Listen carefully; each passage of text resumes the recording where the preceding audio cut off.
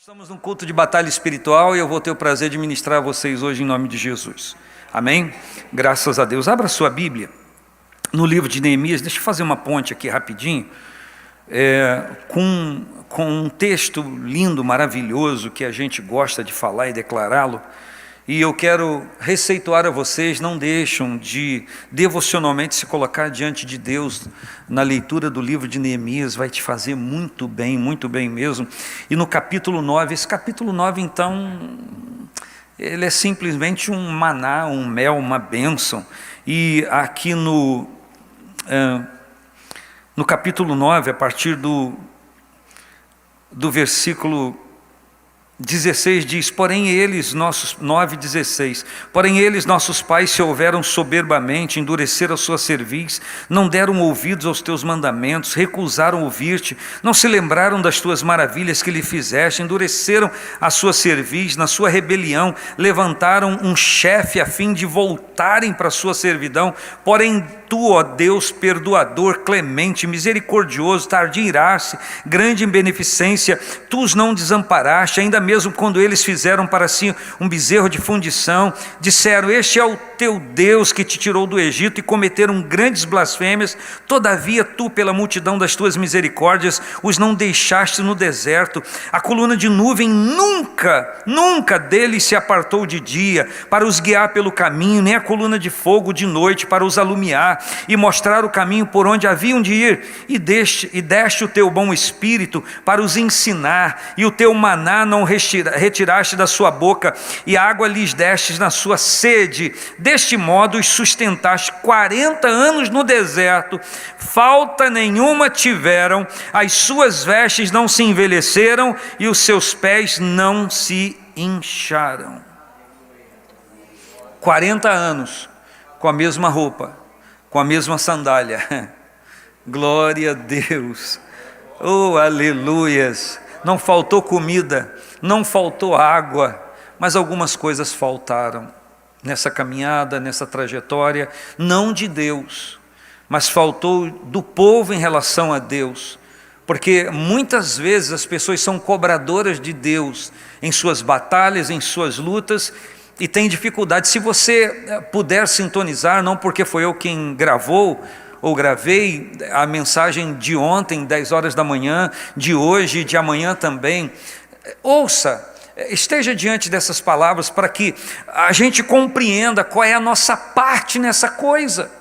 A gente vai levando a nossa vida, coisas boas vão acontecendo, coisas que a gente acha que não é boa, que a gente não são boas, que a gente não interpreta como sendo bênção para nós. E ainda prevalece aquela palavra de Jó, sua esposa, receberíamos o bem do Senhor e não o mal? E a Bíblia diz, em tudo isso não pecou Jó, nem atribuiu a Deus falta alguma. Só que tem um pequeno detalhe a ser explicado. Quando Jó diz, receberíamos o bem do Senhor e não o mal, ele está querendo dizer, receberemos aquilo que a gente acha ser bom de Deus, e não receberemos aquilo que a gente acha não ser bom de Deus. Ele está falando na sua interpretação, ele não está dizendo que Deus me dá coisa boa e coisa má, ele não está dizendo isso, ele está dizendo que na interpretação do ser humano, quando recebe algo, interpreta, isso é bom, isso é mal. Mas Deus nunca dá nada mal a ninguém.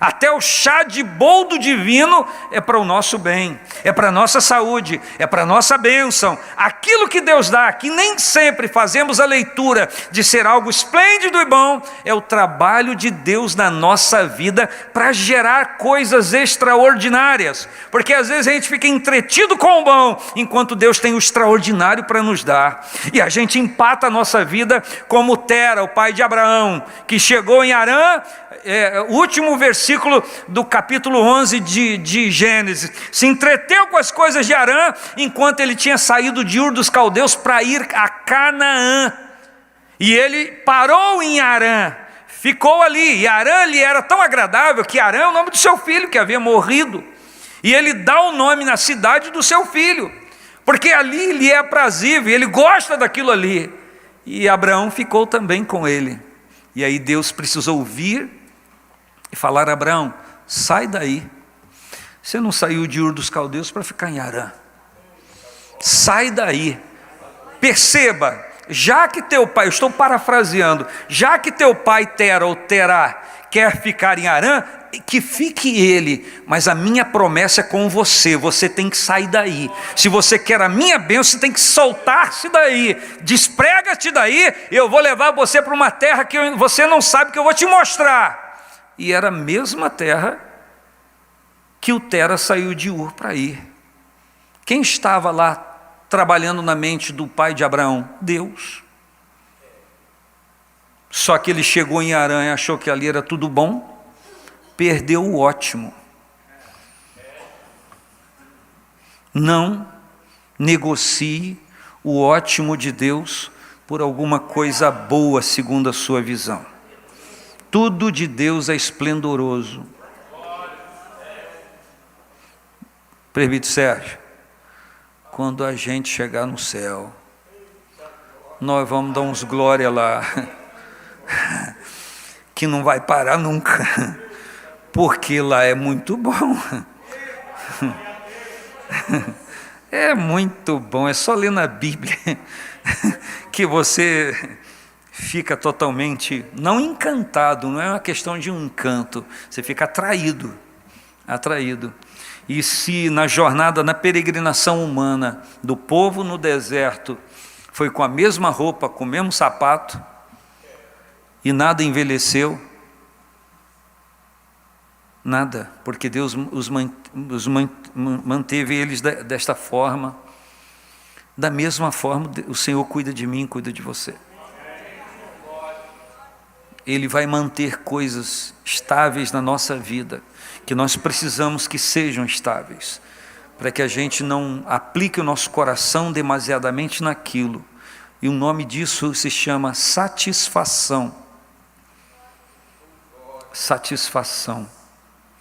Eu sei que meu terno não está muito combinando. Depois que eu pus a camisa, que eu percebi, mas não dava mais para tirar, eu já estava em cima da hora. Mas esse terno tem 24 anos. E aí cheguei aqui, não sei porque o Rodrigão que tinha que dizer isso, mas ainda cabe em você, pastor? Vocês podem entender por que o Rodrigão falou isso? Falei, cabe. E sem encolher a barriga, olha ainda, fecha o negócio aqui. E essa é a gravata que eu usei quando estreiei ele. Era moderna naquela época, irmão. O problema é seu olhar, que não sabe interpretar uma gravata bonita. Olha que maravilha. Olha lá. Fica o pastor Enés com aquelas gravatas estranhas, parece um fio, né? Olha lá. Então, mas 24 anos atrás isso era moda. É ou não é verdade? Então, está aqui, ó. Posso lhe falar uma coisa? É porque tem 2 anos que eu não uso. E eu olhei para ele, ele olhou para mim e falei, você. Então, sabe o que é satisfação? Esqueça agora o exemplo do meu terno. É você estar satisfeito, você está com o coração tranquilo. É você não sentir necessidade de coisa alguma. Eu não estou dizendo que seja o meu caso, nem usando o caso do terno, estou dizendo que é isso que o Espírito Santo quer trazer para mim e para você. Porque se a gente não tiver um coração satisfeito, vai acontecer o que eu vou ministrar agora para vocês. Abra, por gentileza, em Êxodo. É o que eu quero compartilhar com vocês nessa noite de quarta-feira, com o tema Batalha Espiritual. Êxodo capítulo de número 17. Eu li já com um propósito, quando me reportei a história de Neemias, a história do povo e o que é narrado. O povo aqui no capítulo 17 de Êxodo está em pleno deserto. Eles estão numa peregrinação, e a gente poderia dizer que eles estão iniciando uma peregrinação, porque no capítulo 14 de Êxodo que eles atravessam o mar, e já se deparam com as águas amargas de Mara, e eles recebem o maná, eles se cansam do maná, Deus manda carne, manda codornizes, e no capítulo 17 acontece o que está escrito, eu leio: Depois toda a congregação dos filhos de Israel partiu do deserto de Sim pelas suas jornadas, segundo o mandamento do Senhor, e acamparam em Refidim, e não havia ali água para o povo beber. Então contendeu o povo com Moisés e disse: dá-nos água para beber. E Moisés lhes disse: por que contendeis comigo? Por que tentais ao Senhor? Ele está dizendo: porque vocês estão duvidando da providência divina. Tendo, pois, ali o povo sede de água, o povo murmurou contra Moisés e disse: por que nos fizeste subir do Egito para nos matares de sede, a nós, aos nossos filhos e ao nosso gado? E clamou Moisés ao Senhor, dizendo: que farei a este povo? Daqui a pouco me apedrejarão. Então disse o Senhor a Moisés: passa diante do povo e toma contigo alguns dos anciãos de Israel, e toma na tua mão a tua vara, toma na tua mão a tua, com que feristes o rio, e vai, e eis que eu estarei ali diante de ti sobre a rocha em Horebe. Tu ferirás a rocha, e dela sairão águas, e o povo beberá. E Moisés assim o fez diante dos olhos dos anciãos de Israel, e chamou o nome daquele lugar Massá e Meribá, que quer dizer tentação e contenda, por causa da contenda dos filhos de Israel, porque tentaram ao Senhor dizendo: está o Senhor no meio de nós ou não? Quando eles estão em plena felicidade e alegria, contou o maná na hora certa, a água na hora certa, os pés não incham, as roupas não rasgam, não tem ruptura, enfim. Eles estão alegres, eles estão felizes, mas no prenúncio de uma pseudo ausência de algo que eles precisavam, eles então começam a murmurar, eles começam a reclamar. E a fala deles, segundo o que está escrito aqui, é: o Senhor está no meio de nós ou não? Se isso está acontecendo conosco, eles estão dizendo: é porque o Senhor não está no meio de nós. Quando eles perguntam: está o Senhor no meio de nós? Eles estão querendo dizer: o Senhor não está no meio de nós. Por quê? Porque está faltando isso. É um povo insatisfeito. Sabe o que Deus diz a Moisés? Sabe o que está escrito na Bíblia que Deus fala desses 40 anos com o povo no deserto? Ele diz: durante 40 anos eu tolerei vocês. Sabe o que Deus está dizendo? Eu só não destruí vocês por causa da minha palavra empenhada. E Deus não precisava abrir a terra como lá na conspiração de Coré, Datã e Abirão. Não, era só deixar o povo, a sua própria sorte, morreriam todos no deserto. E Deus então diz na palavra: eu tive que tolerar aquele povo porque eu empenhei a minha palavra com Abraão, meu servo. E a gente tem muitos elementos bíblicos para censurar esse povo e fazer voz com Deus de que povo complicado. Mas será que essa história não se repete? Quando há insatisfação no nosso coração por qualquer percalço da vida, por qualquer dificuldade, será que o nosso coração repousa em Deus tranquilamente seguro, sabendo que o Deus que nos chamou, o Deus que prometeu é fiel para cumprir? Será que a gente declara nas nossas oscilações: Deus não é homem para que minta, nem filho de homem para que se arrependa, porventura dizendo ele não faria, prometendo ele não cumpriria? Será que a gente tem essas palavras em mente para, como escudo de fé, nos defendermos dos dardos inflamados do maligno que se nos atiram para dizer: onde está a fidelidade do teu Deus, onde está a satisfação que Ele daria ao seu coração? Isso é ou não é literalmente uma batalha espiritual, uma guerra espiritual que todos nós temos que vencer? Por que não dizer daquilo que nos sobressalta, daquilo que nos preocupa, ainda tendo fé, ainda tendo certeza da misericórdia do Senhor, do cuidado de Deus? Será que de vez em quando não nos sobressalta, não nos sombreja, não vem uma sombra de oscilação que nos faz tremer diante da adversidade, mas a gente se recompõe e reafirma a nossa confiança no Senhor?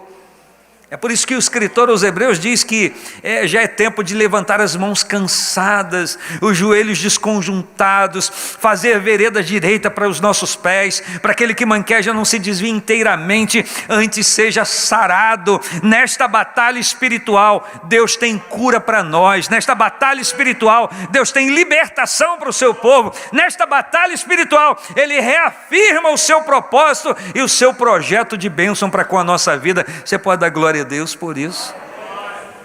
Por que estou citando isso aqui para vocês? Porque exatamente a partir desse momento e por conta desse episódio e por conta deles duvidarem da presença de Deus no meio deles e atribuírem uma falta momentânea à ausência de Deus, ou seja, a falta está presente porque Deus está ausente. Me parece que esse é um pouco da inspiração de Marta e Maria. Se tu estivesses aqui, o meu irmão não teria morrido. Se tu estivesses aqui, o meu irmão não teria morrido. E ele tem que ressaltar: se creres, verás a glória de Deus. O ataque do inimigo quer nos incitar a duvidar da presença de Deus, ou da falta de amor divino, ou da incapacidade de Deus em nos envolver plenamente e trazer para nós esse nível de satisfação. É para isso que a batalha espiritual maligna serve na nossa vida, ou vem na nossa vida. E é por isso que a gente tem que estar escudado com o escudo da fé, da confiança, da certeza. Sim, a questão não é Deus está presente ou ausente por conta dessa minha insuficiência. A questão é, mesmo com essa insuficiência, mesmo com essa necessidade que eu aparento ter, Deus está presente porque eu continuo com fé. Se vivendo dificuldades da vida, eu continuo com fé, eu lhe asseguro, Deus está presente. Deus está presente ministrando a nossa vida. Por quê? Porque a gente está vencendo. Como diz o cântico da harpa: quero andar de valor em valor e seguir a Jesus meu Senhor, até que um dia receba no céu a coroa que me dará Deus. Que maravilha. Então o que acontece a partir de então? Olha só, quando eles declaram: está o Senhor no meio de nós ou não? E aí chamam o nome daquele lugar Massá e Meribá, tentação e contenda. Foram tentados e contenderam. Então, o versículo 8 diz: veio Amaleque. Quem é Amaleque? Amalequita. Vem para destruir, vem para matar, vem para trucidar. E pelejou contra Israel em Refidim. A partir do momento que duvidam da presença de Deus, o inimigo vem. E qual é a moral dessa história? Enquanto criam e declaravam e concebiam a presença de Deus, o inimigo se mantinha no lugar dele, no limite dele. Até aqui você vem, mas não encosta no meu povo não. Até aqui você pode chegar, mas a partir daqui você não dá um passo, porque esse território é meu, esse território é de domínio sobre o meu povo. Aqui há um nível de proteção, e há uma barreira de proteção que se chama eu estou aqui para proteger o meu povo como um pastor cuidando da sua ovelha. Mas a partir do momento que se duvida da presença de Deus, ora, eu estou aqui protegendo o povo, e eles duvidam que eu esteja, saio para eles verem o que é a minha ausência, para eles saberem o que é Deus estar ausente. E quando, por conta dessa dúvida e dessa prevaricação, como o próprio texto diz, o inimigo vem. Por quê? Simples assim, porque se o povo, como um coral grande, diz: está Deus ou não aqui? O inimigo fala: pô, acho que Deus não está lá não, vamos invadir, vamos avançar. Mas quando o inimigo vem, quando a tentação noturna vem, quando a crise no trabalho vem, quando a seta que voa de dia vem, a gente diz: Deus está presente, Deus está na minha vida. E o inimigo: epa! Na guerra ele está declarando a presença do Deus dele. Não vou encostar não, porque senão eu vou me ferir. Aleluia, você pode dar glória a Deus por isso? Nós estamos falando de batalha espiritual, meus irmãos. E batalha espiritual, alguém pensa, vai falar de guerra de anjos. Elas existem. Vai falar de espíritos dominadores sobre nações e cidades. Existem. Dominadores em becos, em roelas, existem. Mas eu reitero e digo, a maior batalha espiritual está no domínio da nossa vida, da nossa capacidade de discernir e entender a presença de Deus. Nós não temos que ficar gastando nosso tempo imaginando em guerra de anjo. Deixa os anjos guerrear para lá, irmãos. Vamos interceder, vamos. Mas vamos guerrear as nossas guerras, as nossas batalhas. Vamos nos concentrar em nós, em nome de Jesus, nessa batalha espiritual. Você pode dar glória a Deus por isso? Fica lá pensando na guerra dos anjos, dos arcanjos, do querubim, dos demônios, dos principados, e esquece da sua própria vida. E aí a gente perde na batalha espiritual, em nome de Jesus. Não vamos perder, porque o Senhor tem sido misericordioso conosco, a palavra tem sido liberada, e a palavra de Deus é liberada para curar, a palavra de Deus é liberada para salvar, ela é liberada para libertar, ela é liberada para conscientização nossa, desta guerra, dessa batalha que nós estamos. Então eles duvidam da presença de Deus, o inimigo entra. E a Bíblia diz que, pelo que disse Moisés a Josué, o versículo 9, escolhe nos homens e sai a peleja contra Amaleque. Amanhã eu estarei no cume do outeiro e a vara de Deus estará na minha mão. Eu acabei de pedir para vocês repetirem. Quando Deus disse para Moisés, toma na tua mão a tua vara. Deus diz, Moisés, essa é a tua vara. E agora Moisés diz, eu vou subir ao cume e eu vou estar, a vara de Deus vai estar na minha mão. Você sabe o que Moisés está dizendo? Vara, você sabe o que significa? No Salmo 23, falando acerca do Senhor, como pastor, diz, a tua vara e o teu cajado me consola. Vara é uma representação de autoridade, de proteção. Vara representa o governo de Deus sobre a nossa vida. A Bíblia diz para os pais usarem a vara em relação ao filho, porque é também um instrumento de correção. E muita gente já quebrou a sua vara e não usa mais. E aí a coisa fica complicada. Mas eu quero dizer aos meus irmãos que Deus ainda continua usando a vara. Quando nós vamos no livro de Apocalipse, capítulo 2, versículo 27, e no capítulo 19, versículo 5, a Bíblia declara que o Senhor regerá as nações com vara de ferro. Regerá as nações com vara de ferro. Fala da tenacidade do governo. Fala também da segurança que a vara não vai se quebrar. Ele vai usar a vara de ferro, ela não vai se quebrar, ela sequer se envergará, e ela vai estar na mão dele com plena autoridade. Sabe para que a vara de ferro do Senhor serve? Para ser usada em governo sobre aqueles que tenham cerviz dura, que não se dobra à autoridade do Senhor, mas acerca do seu povo que se dobra, e dobra para que ele chegue, e dobra para clamar a presença dele. A graça, a glória, a unção de Deus já está regendo a nossa vida. Amém ou não amém? Eu e você não precisamos, você não precisa de vara de ferro de Jesus, não. Por quê? Porque você já se dobra à palavra dele. Mas para aqueles que são de dura cerviz, que tem um lombo cascurento, vai ser vara de ferro. Pode ficar tranquilo que o tema da palavra não é lombo cascurento não, tá bom? Fica tranquilo. Mas o que acontece aqui? A Bíblia diz que Deus fala para Moisés que a vara é dele.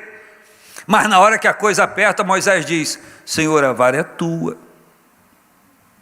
A vara é tua. O governo é teu. Eu estou aqui só como uma representação.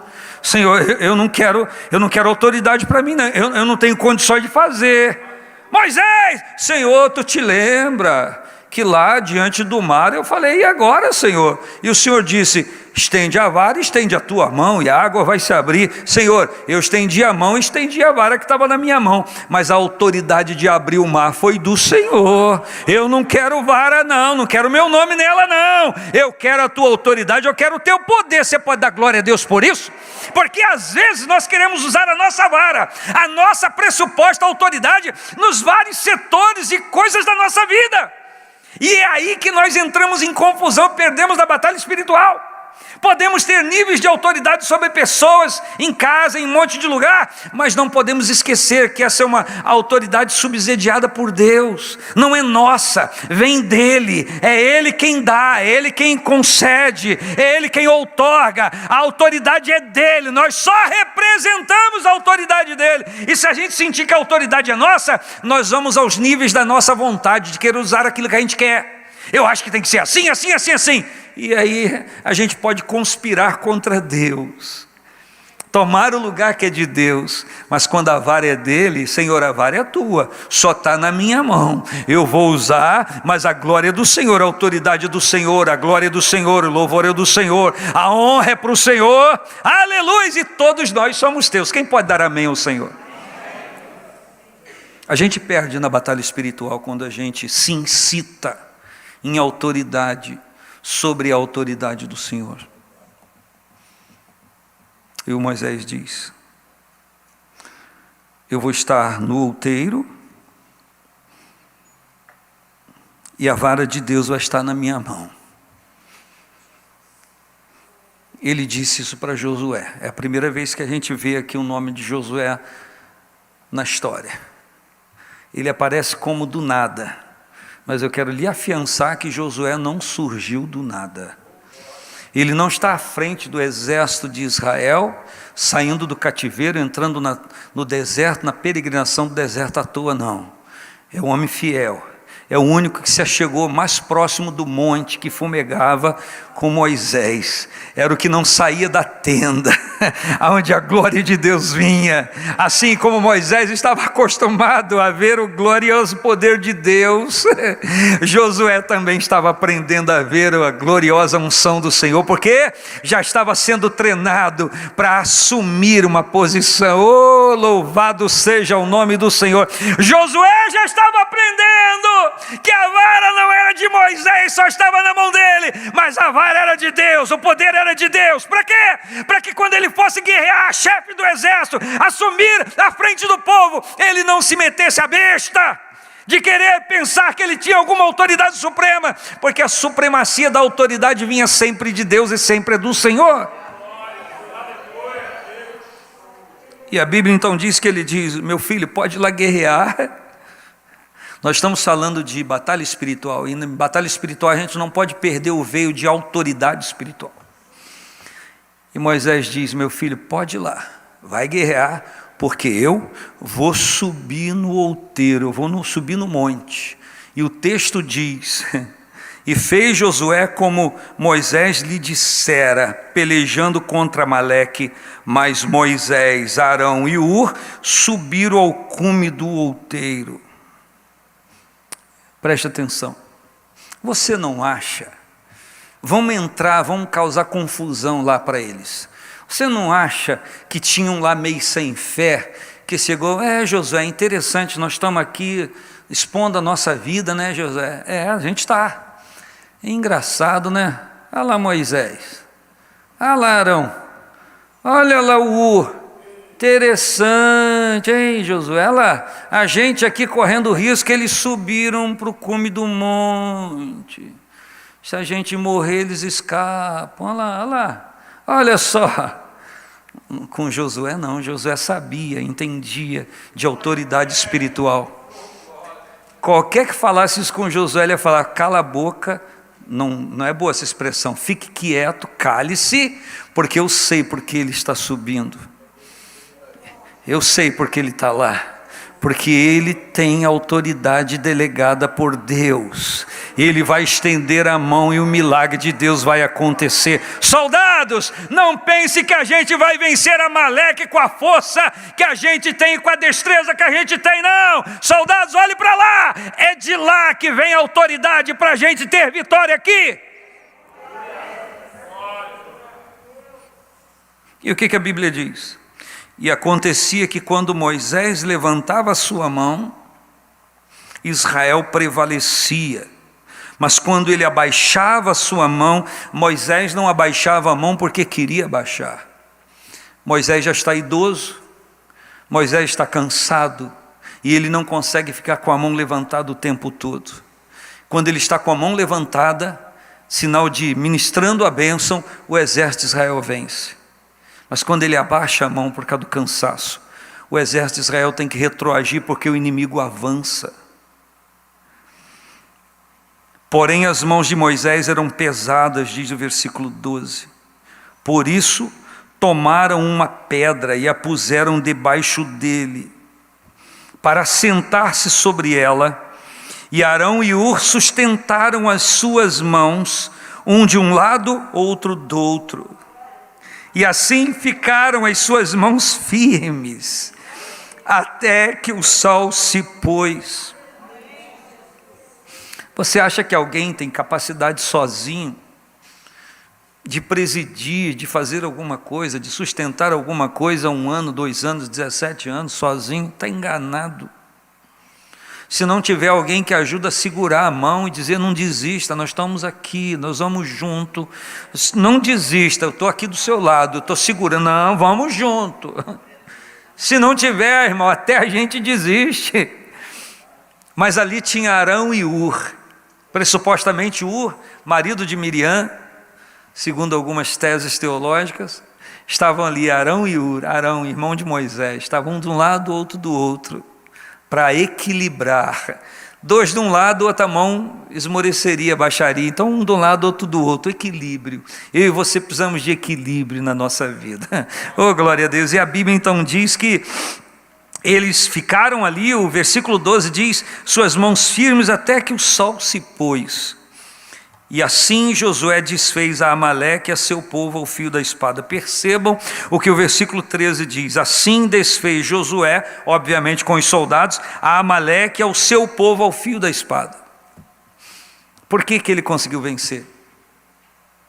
Por que Josué conseguiu prevalecer? Porque havia alguém com autoridade espiritual, com a mão estendida, e que ele entendia que não era ele, que vinha de Deus essa autoridade, e a guerra campal conseguiu ser vencida. É sobre isso que eu quero falar. E a Bíblia então diz que o Senhor mandou não só escrever aquilo para a memória, mas para relatar a Josué também o que estava acontecendo. E Moisés edifica um altar e chama o seu nome, o nome daquele altar, Jeová Nissi. O Senhor é a minha ou a nossa bandeira. Você sabe, quando se proclama uma bandeira à frente de um exército, está lhe dizendo, é o lema que nós seguimos, é por essa bandeira que nós vencemos. Não é apenas um brasão, não é apenas uma figura, é uma representação do lema que eles estão proclamando. E eles dizem então, Jeová é a nossa bandeira. O que eles estão dizendo? Nós não temos brasão, nós não temos bandeira. O que nós temos à nossa frente é o Jeová Nissi, que é a nossa bandeira. É o nome dele que é glorificado, não é o nosso nome, não é a nossa fama, mas é a fama de Deus, é o nome de Deus, é por ele que nós pelejamos. É isso que eles estão querendo dizer. Mas eu quero voltar no texto para falar com você. Quando Moisés sobe ao monte e ele sabe do seu chamado, ele sabe o que ele está fazendo ali, ele sabe que não era para ele ir lá para pegar uma espada na mão e lutar, porque lá era uma guerra campal, era algo aparentemente humano. Você talvez pense que as coisas na sua casa são coisas aparentemente humanas. Você talvez pense que as coisas no seu trabalho são coisas meramente humanas. Você está como Josué num campo lutando, se esforçando, se adestrando para aquele momento, pensando ou esperando que a sua destreza, o seu treinamento vai lhe dar vitória. Mas a Bíblia diz que quando Moisés cansava a mão e abaixava, o inimigo vencia. Quando ele levantava a mão, o povo de Deus vencia, ganhava. E o segredo foi manter, o Arão e Hur fizeram a leitura da batalha espiritual. Eles estão olhando a guerra campal e eles estão olhando a guerra espiritual. Eles veem naquela guerra campal o efeito da espiritual. E eles então entendem, peraí, a mão dele abaixa, o povo perde, o exército perde. Ele levanta a mão, o exército nosso ganha. Vamos manter a mão dele levantada. Não é que haja isso, mas parece que às vezes, em alguns momentos, algumas pessoas têm o prazer de fazer com que a mão de alguém se abaixe. Eu e você fomos chamados para levantar a mão, para nos erguermos nesta guerra, nesta batalha que é do Senhor. Ele entendeu que aquela guerra não era do povo, que aquela guerra era espiritual, porque a autoridade vinha do monte, não de lá. O efeito estava lá, mas a autoridade vinha daqui do monte. E é sobre isso que eu quero falar com você em poucos minutos. Quantas vezes nós estamos perdendo as nossas batalhas porque a gente está perdendo a noção de que ela não é vencida na nossa força, que ela não é vencida na nossa destreza, que ela nem é vencida na nossa pseudo-autoridade que a gente cuida ter sobre pessoas, sobre o lugar que a gente está trabalhando, ou até mesmo na casa de Deus, ou no lugar que se estuda, que se faz um curso, e a nossa formação. Nada disso, tudo é bom, mas nada disso tem efeito espiritual. Traz efeito espiritual. É o mundo espiritual que traz efeito sobre isso. E tem muita gente perdendo batalha dentro de casa porque acredita, pensa que a sua intuição, a sua fala, a sua arguição que vai trazer o resultado que é preciso acontecer. Meus irmãos, precisa haver alguém com mão levantada dentro das casas. Precisa ter alguém que guerreie, que luta, sim, mas é preciso haver uma confiança no esposo. A minha esposa está com a mão levantada. É preciso haver uma confiança na esposa. O meu esposo está com a mão levantada. Meus irmãos, fisicamente falando, no monte, no cume do Caledônia, não. No altar da oração, na torre de vigia, aonde expor que esteja, estar atento em oração, clamando: Senhor, a minha casa, a minha família, aquela situação, aquela circunstância, eu já sei que eu não tenho domínio, eu já sei que eu não sei como fazer, mas Senhor, eu levanto a minha mão, eu declaro que a autoridade vem do Senhor. Senhor, eu levanto esta vara de autoridade que eu sei que não é minha, vem do Senhor, é o Senhor. Quantas guerras são perdidas no trabalho? Quantas pessoas perdem batalhas na sua empresa, no seu trabalho? Quantas batalhas perdidas em vários momentos da nossa vida? Porque a gente não para entender que não há força em nós, que o grau universitário, que a formação secular é boa, mas ela não é suficiente para a batalha espiritual. Amo um cântico que eu não sei cantar, não lembro da letra, mas diz assim: existe um Deus no céu, cuja letra do papel não pode descrever, ou mais ou menos assim. Eu tenho que compreender e crer que aonde eu colocar a planta do meu pé, ali é terra santa. Terra santa não é Israel. Terra santa é onde eu estou pisando, Deus está ali, Deus está presente. Está dentro da sua casa, terra santa. Está no seu trabalho, terra santa. Está na sala de aula, terra santa. Está no curso, terra santa. Por quê? Porque você está ali. Mas por que você está ali? Não, porque Deus está ali com você. É Deus quem santifica o lugar. E aí o nível de autoridade pode ser usado nesta batalha espiritual. Todas elas serão vencidas pelo poder de Deus quando houver alguém com a mão levantada. Agora, se todo mundo abaixar a mão, e você deve estar sentindo isso na pele, porque você talvez pense, você olha para um lado, olha para o outro, como eu queria contar com a mão estendida nessa hora, para guerrear comigo nessa batalha que eu estou. E ao invés de você ver uma mão levantada, talvez você veja o esforço alheio de abaixar a sua mão. Mas eu quero lhe dizer que você veio aqui hoje, eu também vim, e essa palavra está sendo liberada para nós nos renovarmos as nossas forças no Senhor e acreditarmos que ainda que ninguém se dobre conosco diante do altar de Deus, a oração feita por um justo pode muito em seus efeitos, ainda que exista uma casta de fragilidade na sua casa, ainda que existe uma casta de contrariedade à vontade de Deus no seu trabalho, se você se posicionar, se você levantar a sua mão, se você se erguer, o milagre de Deus vai acontecer ali. Se você tem no seu trabalho alguém da fé, se você tem no seu colégio alguém de fé, em nome de Jesus, conspirem contra o mundo espiritual, se aliciem em Deus, e a vitória vai acontecer. Nós ficamos torcendo muito para que as coisas deem certo, nós ficamos desejando muito que as coisas deem certo. A gente tem que parar de torcer, tem que parar de desejar, a gente tem que ir por fronte de guerra. Ah, Senhor, expulsa esse mal. Não foi isso que Jesus disse. Jesus disse: em meu nome expulsarão.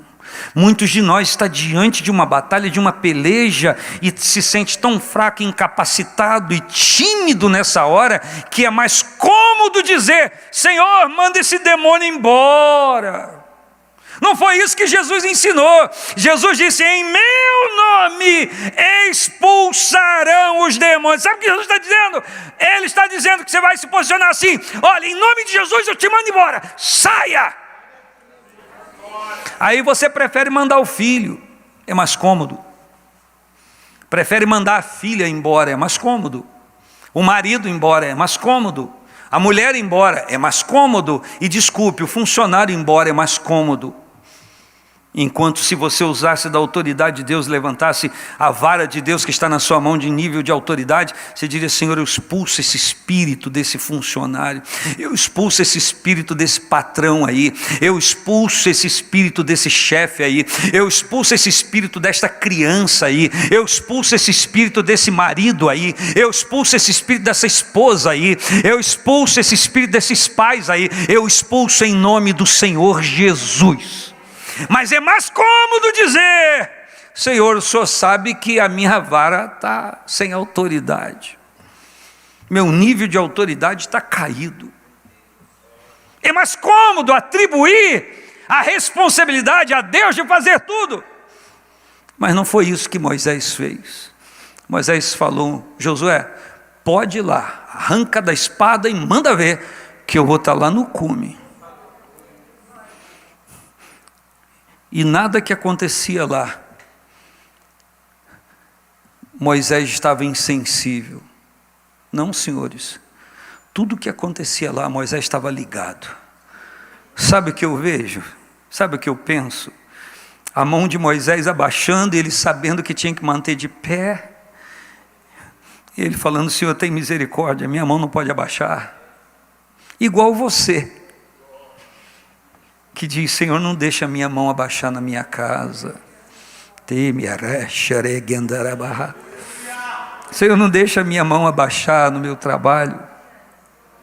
Senhor, não deixa a minha mão abaixar na igreja. Quanta gente desistindo, porque alguém não olhou, porque alguém olhou, porque alguém não cumprimentou, porque alguém cumprimentou, porque alguém não falou, porque alguém falou. Quanta gente atribuindo culpa. Eu falei disso esses dias atrás. E é muito mais fácil desistir e atribuir a culpa a alguém do que enfrentar a batalha espiritual. É mais fácil ser covarde.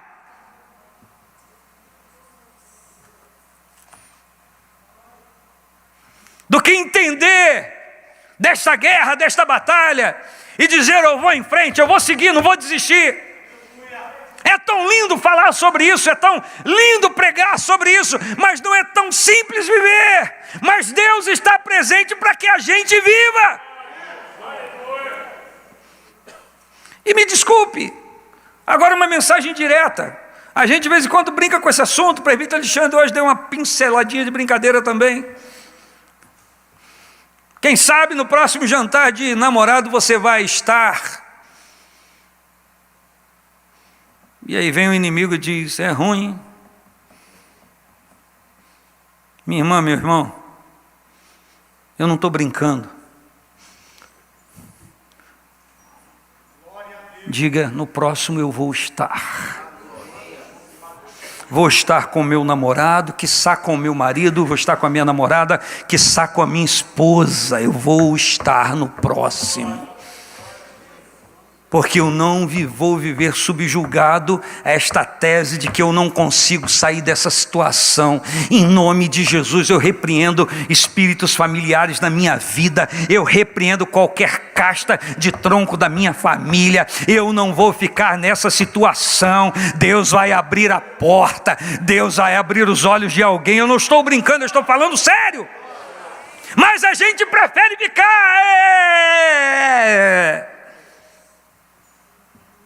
É mais fácil atribuir culpa aos outros do que assumir o seu papel na batalha espiritual. É mais fácil dizer, não aconteceu porque Deus não quer. Vai ler os últimos versículos do livro de Evangelho segundo Marcos e vai ver o que Jesus diz. Ele não diz, se você quiser, ore para perguntar se eu quero. Ele diz, não, aquele que crer, for batizado será salvo, em meu nome, em meu nome. E aí o rio da bênção se abre, vai expulsar demônio, vai falar nova língua, eita, glória a Deus, vai curar enfermo. Se beber alguma coisa mortífera, não fará mal algum. E a gente canaliza para o veneno, né? Eu tomei a vacina desgraçada, e eu estou vivo, só tomei aquele veneno do inferno e estou vivo. Canaliza para veneno de cobra. Enquanto beber coisa mortífera, que significa cálices da vida humana, venenos que as pessoas nos dão a beber, conspirações contra o poder de Deus na nossa vida, teorias malignas que nos dão a beber. Como aquela praga, daquela desgraça, daquela música que toca o dia todo pelo vizinho no trabalho, que fica incitando o coração humano contra Deus. Veneno que estão dando para beber para as pessoas. Não vai me fazer mal nenhum. Não, em mim não. Não, em mim não. Pode botar tocar, eu não quero que toque, mas se tocar, não vai ocupar espaço na minha alma, no meu coração, não vai se assenhorar do meu espírito. Por quê? Porque eu creio em Cristo, esse veneno não me domina. Eu estou falando de batalha espiritual, eu estou falando de Jesus falando de batalha espiritual. Eu estou falando de mãos que precisam se levantar. E eu estou falando de você que talvez já tenha desistido de algo, já tenha dado a conta por encerrado. Se o nome do departamento da maturidade é Caleb, se Caleb desistisse, o cara recebe uma promessa com 40 anos, e ele está vendo o tempo passar. O tempo está passando, 41, 42, 43, 44, 45, 50, 55, 60, 65, 70, 75, 80, 85 começou, agora vamos dividir as terras. E está lá o Caleb olhando, e ninguém fala do nome dele. Ele, ô Josué, ô Caleb, pode falar. 40 anos tinha eu, quando da boca de Moisés Deus falou que esta terra aí seria minha. 85 anos tenho agora, e a minha disposição é a mesma. Eu não esqueci, eu não abri mão, eu não estou morto. Há calor no meu coração, há fé no meu coração. Essa luta não é humana, eu não estou querendo isso para o meu bel prazer. O problema, meu irmão, é quando a gente quer para o nosso bel prazer. O problema é quando eu quero para ser estimado, para que o meu nome saia nos neons da vida, para que alguém me releve como autoridade, alguém importante. Esse é o problema. Mas quando eu quero com aquilo reivindicar algo que foi liberado ao meu respeito, porque eu quero render louvores ao Senhor e não desistir daquilo e não retroagir, porque tem inimigo posseiro na terra, e na terra que foi aberta a boca para dizer que seria minha, da minha casa, nenhum posseiro vai ficar. Eu só preciso que determine a sua, porque eu vou entrar lá e vou expulsar os posseiros, e nós vamos possuir a terra que Deus disse que seria minha. Eu duvido, não está escrito, mas eu duvido, mas nas entrelinhas podemos ver que depois a filha dele pede as fontes superiores. É a filha do Caleb? Isso. Eu te asseguro, não está escrito, mas eu te asseguro, que Caleb não falou só em nome dele. Essa conversa ele já saiu com ela de casa. Papai, pode ir que eu estou com você. Marido, pode ir que eu estou com você. É hoje que eu falo com Josué. Pode ir, nós estamos juntos. O problema é quando a gente quer reivindicar alguma coisa no mundo espiritual e a gente vê do lado, a pessoa não diz, mas a gente vê que não está nem aí. Mas Caleb, quando partiu para reivindicar, ele foi seguro. É hoje. De hoje não passa.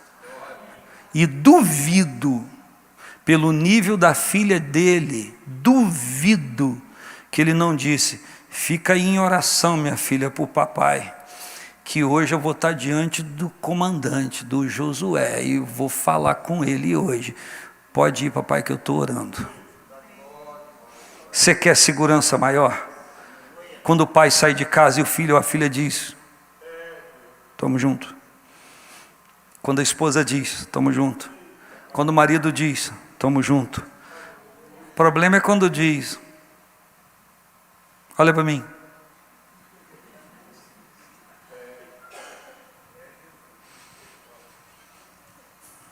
A gente pode sair daqui hoje e continuar levando a nossa vida da mesma maneira. Eu volto a dizer, quando o mérito não é por vaidade, quando o mérito não é para o nosso nome ser engrandecido, quando o mérito não é para dizer, viu, eu disse que eu ia conseguir, quando o mérito é para atribuir louvor e glorificação ao nome dele, porque quando for para mim, não preciso contar com o extraordinário, porque não vai acontecer.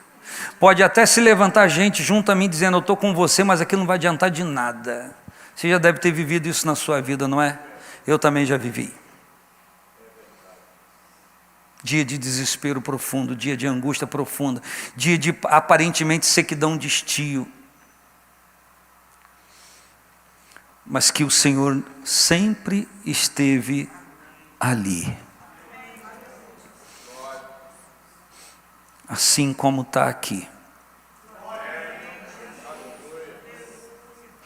E não preciso, não existe esse negócio de vaidade quanto ao efeito da palavra. Aliás, em mim acontece mais o contrário. Deus me permite massacrar para eu falar, Deus, que puxa vida, não devia ter falado aquilo, eu tinha que ter falado isso. Me massacra para eu descer mesmo, casa do oleiro. Mas eu digo para você, sem medo de errar, Deus está realinhando propósitos na sua vida. Agora, se você continuar dizendo, meu marido não tem jeito, minha mulher não tem jeito, meu filho não tem jeito, meu pai não tem jeito, você já está dizendo que não tem jeito. Seu discurso tem que ser outro. Não porque vai dar certo, mas porque você tem fé que o Senhor vai mover algo glorioso. E nessa batalha, nem sempre a gente tem que lutar em alguns campos, em algumas esferas, porque o Senhor vai adiante de nós preparando tudo. Na maioria das vezes Ele vai preparando tudo.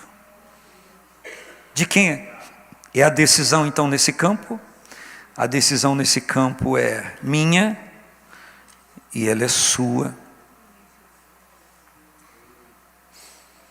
Moisés vai lá e vai libertar o meu povo do Egito. Êxodo 4. Eu ir lá? O que eu vou fazer lá? O que você tem na sua mão? uma vara. Joga no chão, se transforma numa cobra. E a Bíblia diz em Êxodo 4 que Moisés fugia da cobra. Oh Deus, a cobra vai me morder, pega ela na cauda. Pegava na cauda, vara de novo.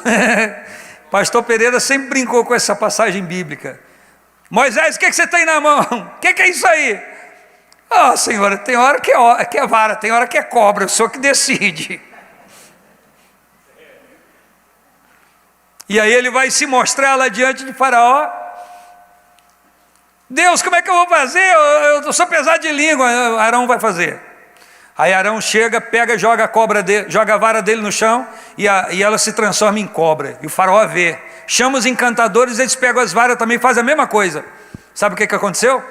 A cobra da vara de Arão engoliu as outras.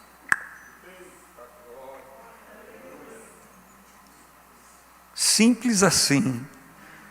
Por quê? Porque podem até haver encantamentos no nosso caminho, pastor Enéas, mas por fim, o Senhor se levantará e vai destruir todas as teias armadas, ilusórias do inimigo. Não vai prevalecer na vida daquele que teme ao Senhor. Não vai prevalecer na sua vida. Você pode dar glória a Deus? Louvado seja o nome do Senhor. Tua vara e o teu cajado me consolam. Põe a mão sobre a sua cabeça. Profetiza isso acerca do pastor da sua vida. Diga para ele: tua vara, diga, tua vara e o teu cajado me consolam. Fala para o Senhor. Fala. Fala para Deus. É a tua vara e o teu cajado que vão me consolar. Fique de pé no seu lugar. Em nome de Jesus.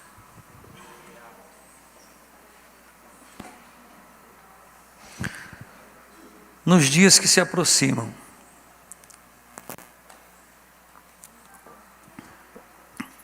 a gente precisa ouvir o sonido de um violão. Nos dias que se aproximam, que a gente precisa ouvir um sonido de um violão, a coisa não vai ser facilitada para ninguém. Se nós formos pegos com o nosso ego aflorado e querendo realizar coisas até em nome de Deus para o nosso ego, nós vamos perecer. Existem momentos que refletir sobre o que está acontecendo e dar um passo atrás para refletir, não para desistir, mas dar um passo atrás para reavaliar, é a melhor coisa do que ser presunçoso. Mas eu quero dizer aos meus irmãos que ainda que a iniquidade se multiplique, ainda que as coisas se apertem para o povo de Deus na terra, e elas vão acontecer, quanto mais desafio, mais poder de Deus liberado para a vida daquele que o serve.